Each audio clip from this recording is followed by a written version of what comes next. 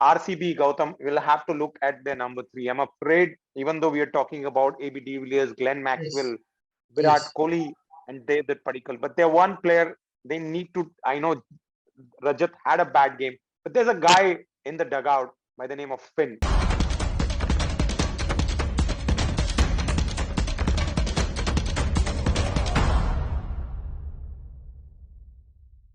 Hello, guys, and welcome once again to Straight Bat with Cricket, with Mr. Cricket UAE, Anis Sajan, and with Golf News. We're here with Anis himself, myself, Gautam from India, and Sahil, her resident cricket expert. Now, a little bit of a turn up for the books today as Punjab take on RCB. But first of all, let's say hi to Anis. Hi, Matt, and hi, everybody.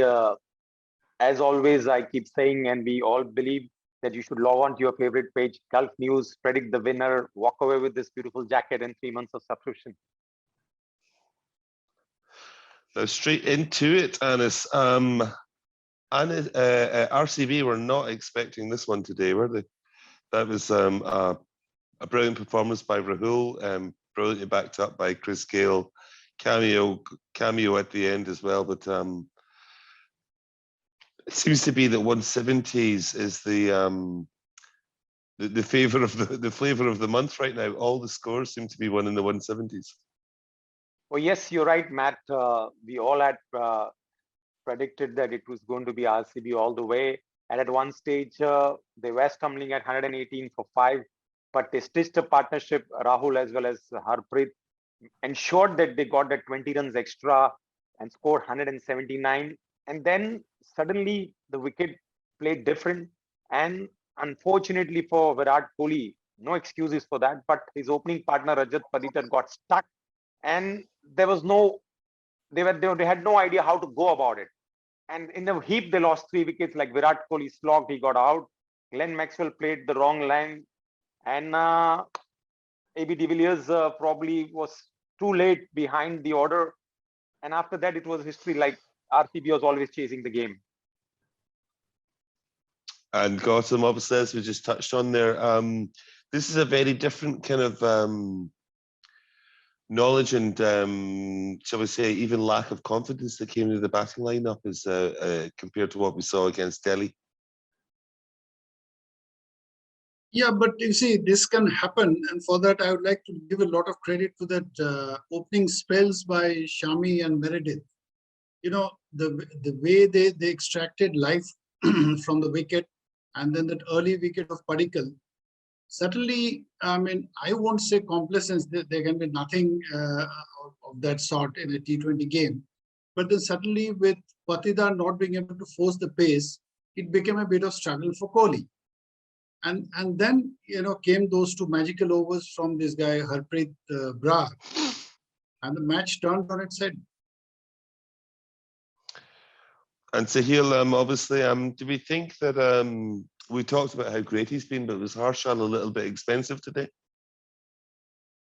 Yeah, he's been having a tough time since that Jadeja massacre, you know.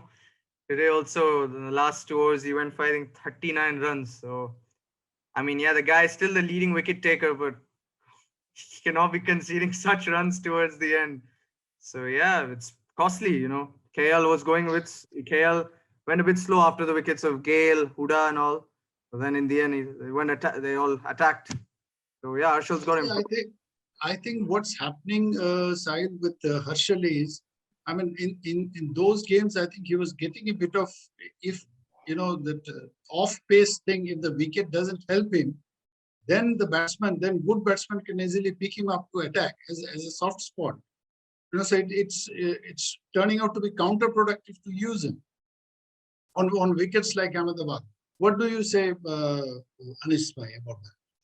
Spot on, Gautam. You mentioned it right. Where there is where the ball is coming onto the bat, you can attack him because he doesn't have space. Where there is a little bit of slowness in the wicket, he can probably use that. And we saw what happened in Mumbai when Jadeja tore him apart. And today too, probably I would say that he bowled the wrong line and wrong length, and he was easily taken apart by a youngster, Harpreet. So it might be at the back of Virat Kohli's mind now to change his death bowling, maybe, switch it to probably Siraj, because he missed a trick because Siraj did not bowl 1 over. Yeah, I was just going to suggest there that maybe it's time to maybe especially these guys that have achieved quite well, worth giving them a rest, even if it's just for one match. And it's it could make all the difference just to keep them fresh.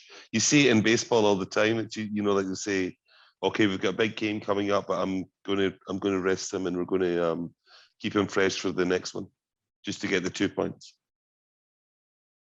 Yes, Sahil, you can answer this.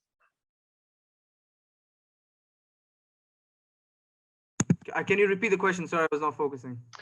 No, just saying maybe sometimes, even if you're up against tough opposition, it's worth it just to rest your guys sometimes to keep them fresh for the next game coming up, and to just give them that little bit of time on the sidelines. I would say no, I don't think so, because every game is important. Okay, maybe towards the end, suppose if your team has won like 12 out of 14 games and you've maintained that number 1 spot, then okay, yes, you can rest the guy so that you can be fit for playoffs. But every game is important. Today I think in the whole world, everyone thought that RCB is going to kill Punjab, but no, they didn't. Punjab killed RCB. So I don't think a team should take a risk of this, resting one of their main players. No, I definitely don't think so. Okay. We talked about Gautam. We talked about the other day the very what should we call him? Expensive king of T20 cricket, and Chris Gayle hadn't shown up today. Did he prove his worth today with his let's say sideman role to Rahul? Oh, absolutely. See, this Punjab batting remains as brittle as ever. Sometimes you feel that if Rahul can bat at both ends, it would suit them. So today there was this valuable partnership between him and Gayle. And Gayle at 41, he has shown a different facet of his batsmanship. There were several instances of finding the gaps. Of course, those sixes were there. And he's really, I don't know how many times it's the job of the statisticians to say. The first time that I've seen him bat at number 3 was last year's IPL in UAE. I've never seen him do this. But, the way he has been trying his best to help the team is exemplary. He has proved the worth, or, proved the way, Kings 11, in fact, that time they were Kings 11. They took him when no other side, he went answer. So he is really the master that he is. He has proved his worth. Now, to touch on, just as you mentioned there about the UAE, there, touch on something quite serious at the moment. There was talk about the World Cup, the World T20 Cup. A few guys went on record today saying that they're already preparing to go with backup plan B, which would be back in the UAE, which they had in the IPL last season. Now, Anis, in your opinion, do you think it's a good idea right now to go full steam ahead and keep it in India, or should we be looking at the UAE as a realistic option right now? It's still early days, to be very honest. As of now, the way the cases are rising in India, it doesn't look the right place to conduct a world event. But if they're able to pull off the IPL without any more stumbles, I don't see the World Cup happening anywhere except India. Okay. And Gautam, as well, just back to you there. Obviously, we've seen a lot of the Australian guys pull out. Will some of the international stars then maybe be reluctant to go to India, even if things do stabilise? The thing is, UAE and Sri Lanka had been kept as plan B by ICC since last year, when they decided to reshuffle the dates. Now, what has happened is, when a BCCI official is going on court, which means, it's an admission of how serious the thing is at this point. But it's still early days, because the World Cup, you cannot really be juggling from one place to another. and why the BCCI chose to host the IPL this year in the country was, they couldn't imagine that the second surge would be as severe. So they thought that it will be a test case for the World T20. They haven't, the last time they only hosted it, but that was 2016. And it was, it was normal times. So this is an experiment that they had taken. While organizationally things seem to be okay, but once again, there is that bit of a situation that everybody is praying and keeping their fingers crossed that the tournament passes off without a hitch. Mm-hmm. Absolutely. And obviously, we talked on before about the it gives a slight sense of relief, even though that some people say it's inappropriate in such dark times, that they've decided to push ahead and they're going to keep going ahead with this one. So I guess we'll just see how it pans out, and hopefully everything can get back to a sense of normality. Now, Sahil, looking ahead to tomorrow, we've got a little cracker. And I have to take my words back because you got it absolutely bang on the other day when I was saying that you were going to get them wrong about Rajasthan. And okay, so we've got Mumbai Indians against Chennai tomorrow. We'll get 3 teams tied on 10 points, and we're going to have to start looking at who are the proper contenders to get through. Can Mumbai move back up and get themselves among the big 3 as it looks at the moment?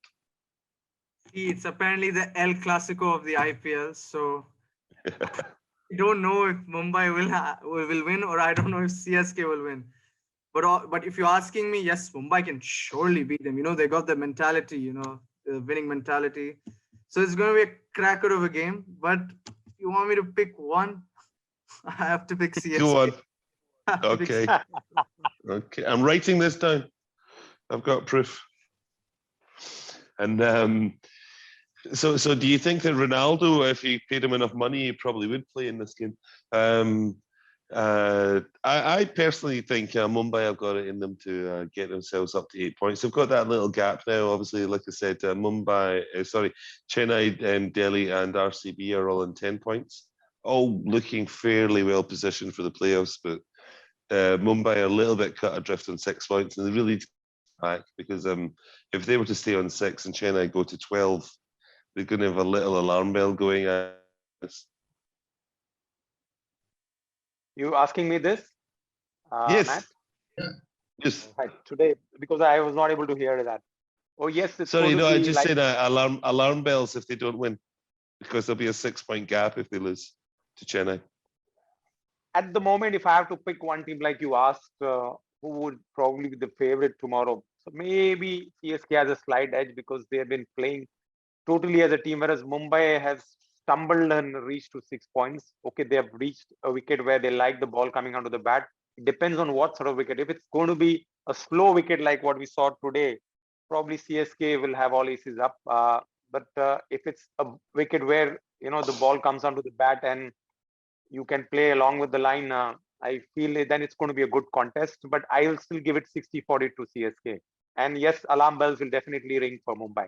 But one point I just wanted to hit upon the earlier game, which we probably lost it when we were discussing the T20 World Cup, is that RCB, Gautam, will have to look at their number 3. I'm afraid, even though we are talking about AB de Villiers, Glenn Maxwell, Yes. Virat Yes. Kohli, and David Padikkal, but they're one player they need to. I know Rajat had a bad game, but there's a guy in the dugout by the name of Finn. It's called, I think, Alan Finn from New Zealand. They will have to either drop a foreign player and get him in, or find out somebody who can really up the tempo. Because what has happened is Virat Kohli needs to anchor the innings. I repeat, Virat Kohli needs to anchor the innings. So there are the 2 guys, AB de Villiers as well as Glenn Maxwell, who are going to up the ante. But in case the guy at the other end gets stuck, you need somebody to hit around, and that's that boy which I'm talking about, who's got a solid strike rate of 150 or 160. He needs to step in because this was a real test for Virat Kohli. 2 games in a row they have lost, one to CSK 1 year. If there is a slow wicket, they're going to struggle. Okay, and got him up so quickly. What do you think about that? Is that that seemed like the right way to go? Yes, the thing is, Kohli also has, there have been some times when he takes this experimentation a bit too seriously. That's what had been happening with, because we have seen this guy Shahbaz Ahmed batting at number 3 a couple of times. We have seen Patidar batting. When you have that kind of a depth, then maybe with, now Devdutt Padikkal has reached such a stage, actually he can play the senior partner as an opener. So you can get another opener, because Virat is anchoring the innings and he's become more of a pivot rather than of course a batsman of Virat's capability making use of the power play is nothing for him. But they can experiment a bit maybe with the opening slot, and he used to come down at number 3. I think he used to come at number 3. They can try that, or as Anis says, that you try this overseas player by making some rejigging of the squad below, and then see how it goes. Spot on, Gautam. I'm with you. I would like to see Virat Kohli at number 3. I don't see him playing at number 1, because he's one guy, when he's at the crease, the dugout feels secured, as well as the opposition feels, no, as long as Virat is there, we can't get an entry into the middle order. Okay, now just looking him up there, and Finn Allen, he's a wicket Kiwi. keeper as well. Yeah, He's a Kiwi. Wicket keeper, right-handed batsman. So I've honestly never heard from him, but he was a replacement for Philippe. Yep. Joshua Philippe. So, yeah, interesting, cool. So I think with that, so we're in for a cracker tomorrow, and I hope that all you guys will be here for that. Thanks again to Anis, to Gautam, and to Sahil for joining us. Everybody out there, again, don't forget to log on to Facebook and vote for your favourite man of the match in every single match, and you get a chance to win one of these tops and also 3-month subscription to Golf News. And as usual, thanks for listening, and we shall see you all tomorrow. Cheers, guys. See you guys. Take care. Bye.